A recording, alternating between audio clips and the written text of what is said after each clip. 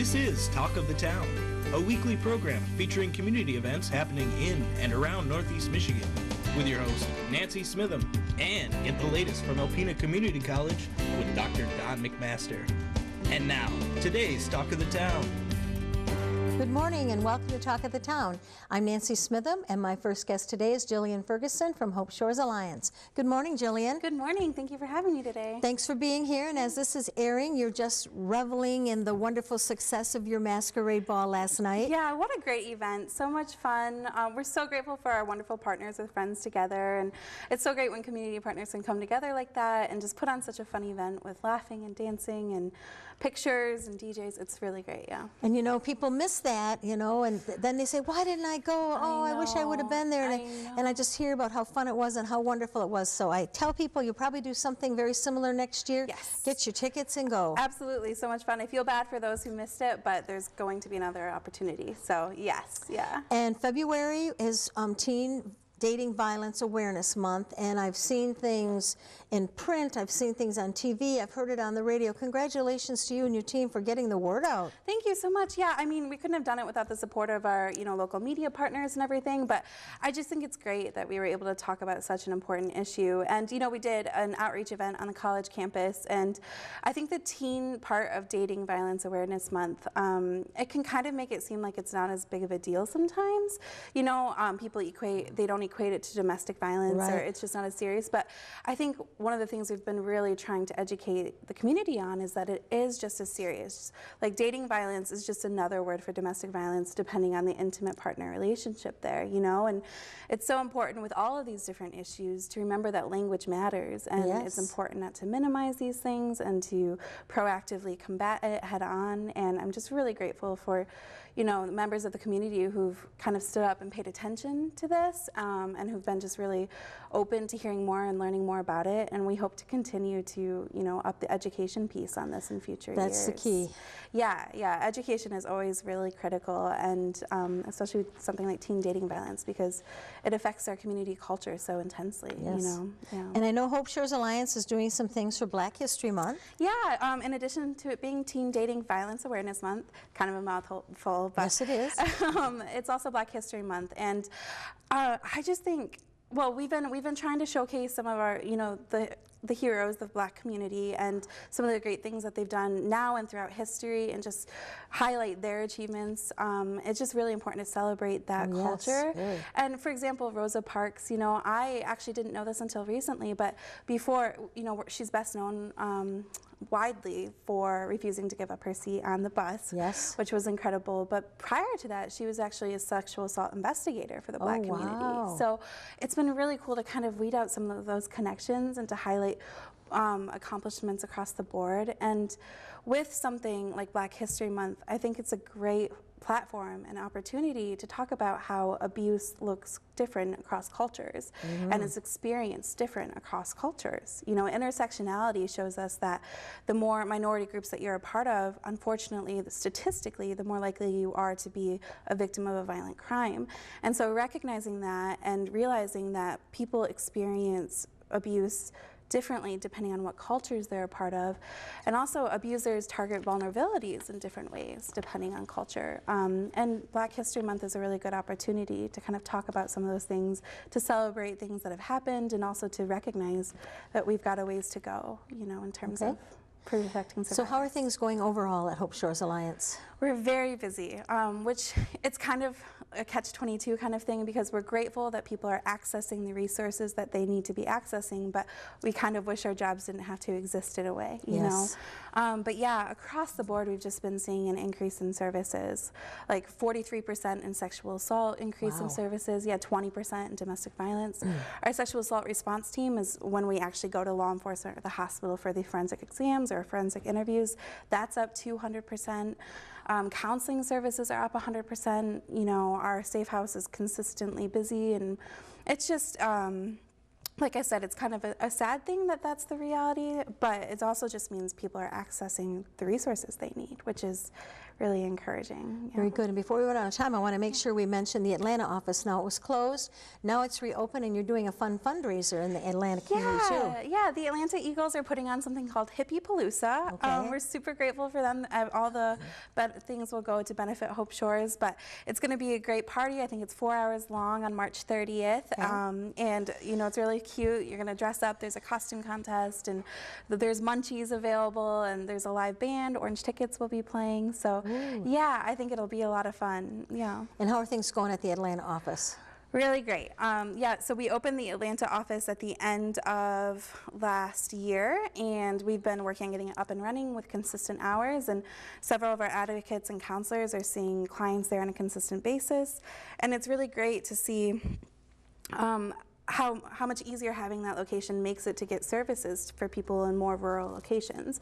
So we have access to quite a few resources here in Alpena, but the Atlanta office makes us, helps us be able to give them the same kind of services that they can expect from our Alpena location. So we have personal hygiene items on site that people can access, and we have counseling on site and advocacy on site, and these are the types of things that really wouldn't be possible or as easily accessible without that Atlanta location. So the community there has been great, very welcoming and opening, and as can be seen by the Atlanta Eagles putting on that event for us, which is huge. And you know, as people are listening to this, you know, if you have a plan for a fundraiser in your community or want to get some items for Hope Shores Alliance, you always need the items that when people leave their homes quickly, that they don't have blow dryers and hair supplies and personal hygiene items and diapers and baby food, all those wonderful things. You can always use those donations. Yeah, it's honestly unreal. Just, you know, personally, I take those things for granted sometimes, but when somebody is leaving their home in a hurry, they have to start all over, and that's a very expensive process. Yes. And usually abusers hold on to the monetary funds. So anytime we can get things like that donated, it just really makes that transition into their new life a lot, you know, it helps them worry about healing or being able to focus on their healing rather than accessing daily needed items. And of course, volunteers, you always need volunteers, from fundraising to advocacy to working in the office to answering phones. So many things to do. So it's beginning of a new year, so if anyone's interested in a new volunteer experience, how is the best way to reach Hope Shores Alliance? Yeah, I would call 356-2560 and ask for Natalie Francis, who's our volunteer coordinator. Okay. Across the board, we're needing volunteers, and we've seen it's awesome seeing talented individuals in the community step up in unique ways, like offering art therapy classes if that's where their talents lie, or yoga and meditation classes, and finding all of these alternative techniques and accessing those strengths in the community. So yeah, whatever you're interested, there's a place for you at Hope Shores for sure. We're out of time. Thank you so very much for being here, Jillian. Thank you for having me. Thank Appreciate you. it. I'll be right back with Jessica Luther from Alpena County Library following these messages. Hi, welcome back. As promised, I'm with Jessica Luther from Alpena County Library. Hi, Jess. Hi, Nancy. Happy New Year. Happy New Year to you. Yes, good to see you. And I know things are crazy at the library, but I just have to say something. You know, all the years people from the library have told me about books on tape, and I've always said, oh yeah, whatever. I'm hooked on books on tape. I have to go there today. I get books on tape, and I have them on a CD player in the house, and I have one in my car, and wherever I am, I'm listening to books on tape, and I do housework and laundry and do all the fun stuff while listening to books, and I just absolutely love it. Thank you for making such a wide and wonderful selection available. You are very welcome. Yeah, the books on tape are fantastic. I think they're probably one of our highest circulated items. And we also have, through our website, you can go to Overdrive and download MP3s of books to your smartphone or your MP3 player or whatever you might have. So you have them with you on the go wherever you may be. I'm going to be coming in to have you show me how to do that. I'll do a Tinker Tuesday. There you go. All right, so what's going on? So we have a wide variety of things happening as usual. But we are wrapping up our international film series. Sunday, March the 3rd, we will be showing our third and final one of this session. And it's a film from India, and it'll be, what it is it's a story about Mumbai has a very efficient lunchbox delivery service, and what happens is there's a mishap. Lunches get crisscrossed, and a housewife and an older man, they get connected and start exchanging notes through the lunchbox system. And it's just a lovely film. It's received rave reviews. So it'll be shown on March 3rd at 2 p.m. at the library, free as always. It is in Hindi, but it will have subtitles. And it's rated PG-13. All right. We've had a really good turnout for our other 2 films, and just our most recent one was from New Zealand, and just a delightful film. So we are trying to bring in more international films to the area. You know, it is kind of hard finding independent foreign films here. So the library is going to start beefing up the collection a little bit, so our patrons will have access to some more unique film offerings. Very good. So we also have our virtual reality starting at the library. The Friends of the Library have generously donated the funds to purchase a virtual reality system. And Nancy Musso, who is our amazing IT specialist and does all of our tech programming and our makerspace programming, she is going to be putting together some workshops for the public to come in and learn how to use the VR system. So those dates should be coming out next month. We're just working on the policies and things like that, just making sure that when people are using it, they're very safe. They can be disorienting. We had one of the VR experiences is a roller coaster, and for those of us who are not comfortable on roller coasters, it can be a little upsetting. Wow. And with the VR system, we'll be tying that into our coding club and our summer makerspace programming. With the coding club, the kids are learning how to write the programming for virtual reality experiences. So we are just, building this digital literacy component of the library's programming. So Nancy's really excited to be able to do all this, and we wouldn't be able to do this without the support of the Friends of the Library. I mean, they're just a fantastic group of people. So she's going to be doing all of that coding work, and so for anyone who's in middle school or high school that's interested in learning how to do that type of coding, the coding club meets every Thursday from 4 to 5 p.m. at the library. Again, that's free of charge to the kids if they want to just come. They don't have to come every week. They can come whenever they feel like it. But Nancy has a good group of kids, and they're always looking for more kids to do the coding. We are also going to start having the 3D printer out and available for public use. Oh, okay. So stay tuned for that. We're still working through the kinks with that one. And again, Tinker Tuesdays, every other Tuesday, drop in to create and learn, innovate. It's an all ages thing down in the children's area. Our next one is March 5th, and then we'll have one on the 19th from 3 to 5 p.m. And as always, Nancy has her computer classes going for those of us who need a little help on learning how to use Google Suites or Instagram or anything like that. That can all be found on our website, the schedule and the costs and everything. So affordable, and they're so down to earth, and things that you can easily learn from Nancy. Yes, I mean, for $5 you go in for an hour and a half to 2 hours and learn how to use these programs, and you leave pretty fluent in the program. And our children's department, of course, is always busy. We have our Storybook Character Day is coming up on March the 16th. We will be having Paddington Bear and Clifford the Dog. So that is March the 16th, which is a Saturday, and there will be 2 sessions for kids, 10 to 11 and then noon to 1. Okay. Registration is required. Space is limited, so you can just call the library 356-6188 to register for that. Tiny Tots play dates are March 7th and 21st, and then the preschool play dates are the February 26th and March 10th. Those do not require any sort of sign up ahead of time. They're just come, meet some other parents or caregivers, bring your kids to play.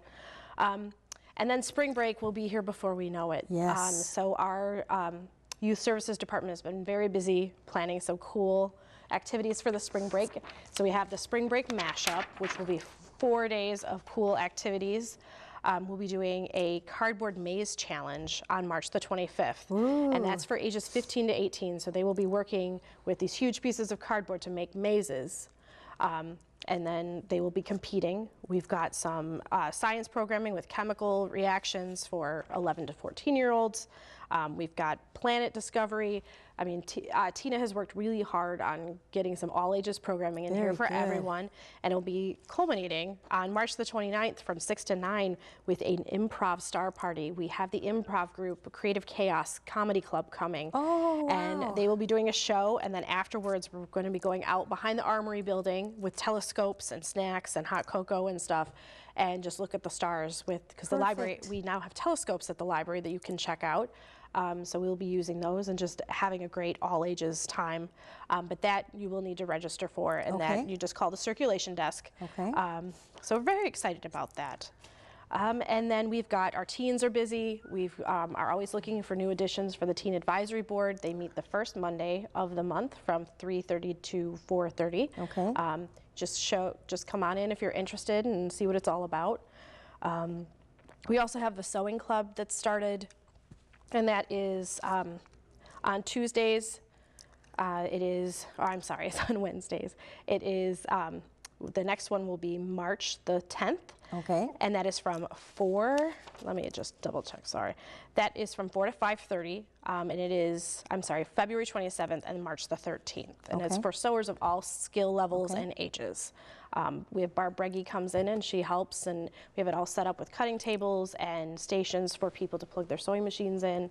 Wow. Yeah, so there is a ton of stuff going on, and we've got music programs for April coming up. We've got Poetry Month, so it's very, very busy. Well, that's good because we're out of time. You make me tired thinking of putting all this stuff together. I know, and I'm sure I missed something. Well, and taxes, we got tax forms there and all that good stuff. We have all the tax forms, yes. So we are, it's a steady stream. All right, thank you so much, Jessica. Thank you, Nancy. Please stay tuned for Dr. Don McMaster following these messages. Greetings, everyone, and welcome to Talk of the Town. I'm Dr. Don McMaster. I'm president of Alpena Community College, and I'm pleased to have as our guest this morning Andrew Pad, machine tool instructor at Alpena Community College. Yes, sir. Thank you for having me. We had a great week this week, didn't we? Governor Whitmer came through, and she came through your area. Yes, it was very exciting. I was very excited to have her and be able to talk about my program and show all the great things that we do. She is a big supporter of trades and curriculum and instruction that lead to careers for people in the trades. So I think she was very intrigued by what you were doing in the CNC and the, the 3 and 4 and 5 axis. I thought your conversation with her around that point was maybe a high point of her tour. She really got engaged by that. Could you explain what 3 and 4 and 5 axis is? Sure. Your standard machine would, a mill or a machining center would come with 3 axes. It does basic stuff. It's pretty much your norm, what you would find in most shops. As you get more complex parts, you would have to add a 4th or 5th axis, which would then rotate your part. So instead of just being held in a vise, you can actually rotate your part about any one of the axes, really. And that was one of the things that I had a discussion with her about, is how these are more advanced, and as you get more advanced, of course, hopefully would get more pay for that. So absolutely. So students in your program would learn how to operate CNC machines that could do that, and there's jobs out there for them. Absolutely, yes. And we get calls from, nationwide that are constantly looking for, of course, just CNC folks, but a lot of them specifically need people that will run these more advanced 4th or 5th axis machines. And as we continue to add more advanced machines, it only is great for the program, but it's especially great for the students, being able to learn these and go out and get these higher paying jobs.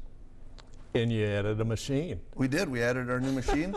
So I've seen, or have had quite a few comments about seeing it in the paper, and now we do. We have it in the shop, and the company will be here this week to start it up and get it running, and we'll have one brand new state-of-the-art machine to add to our program. So yeah, I was walking through. I didn't realize the security that goes with a visit like she had, and I was walking through about 2 hours before her tour with a state policeman and through your area, and the machine was there, and it hadn't been there the day before. And I thought, wait a minute, this isn't what I remember. Yeah, it was just perfect timing. It came in that afternoon, and maintenance stuck around, and we all worked real hard, and a bunch of students to help put it in there. So we got it set up, and it looked really nice there.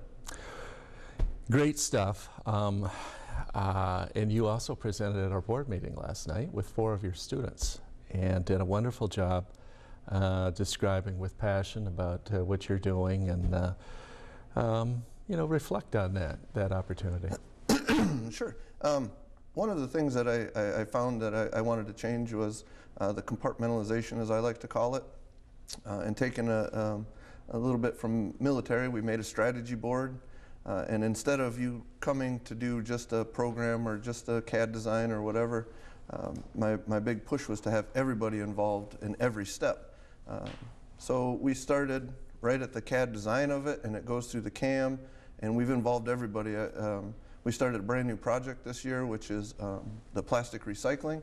We've built the shredder. We're working on the press now. And how every step along the way, all of the students should be involved.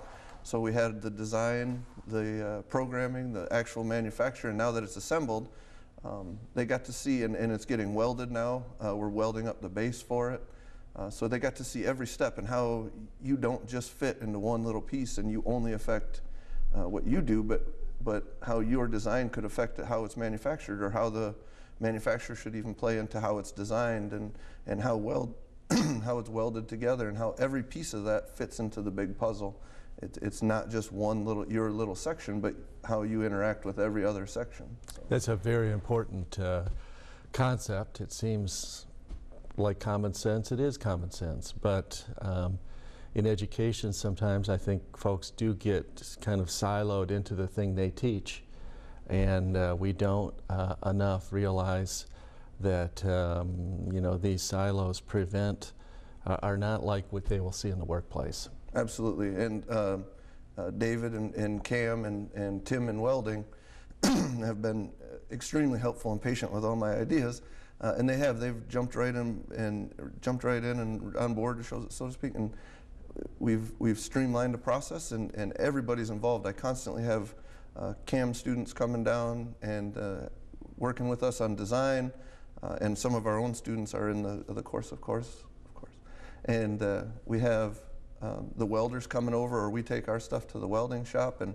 to see the flow of the work through all of these processes is really exciting. It is, and your students, based on what they said at the board meeting last night, are really enjoying it. They're enjoying your teaching style and the hands-on nature of building things. I mean, I think that's the attraction for folks who want to do what you're teaching, is to build stuff, to get your hands on it, and not spend a lot of time in the book. Absolutely. We spend a lot of machine time. We make a lot of chips, which is the greatest part.